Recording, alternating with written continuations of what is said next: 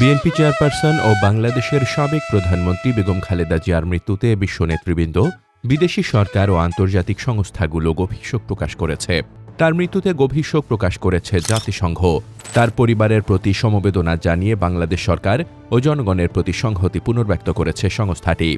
জাতিসংঘের শোক বার্তায় বলা হয়, সাবেক প্রধানমন্ত্রী মহামান্য বেগম খালেদা জিয়ার মৃত্যুতে জাতিসংঘ গভীর শোক প্রকাশ করছে। বার্তায় আরও বলা হয়, এই শোকের সময় জাতিসংঘ সম্মানিত সাবেক প্রধানমন্ত্রীর পরিবার ও স্বজনদের প্রতি গভীর সমবেদনা জানাচ্ছে এবং বাংলাদেশ সরকার ও জনগণের প্রতি তার সংহতি পুনর্ব্যক্ত করছে। শোকবার্তায় ইউরোপীয় ইউনিয়ন জানিয়েছে, বেগম খালেদা জিয়ার মৃত্যুতে বাংলাদেশের জনগণের প্রতি আমরা গভীর সমবেদনা জানাচ্ছি।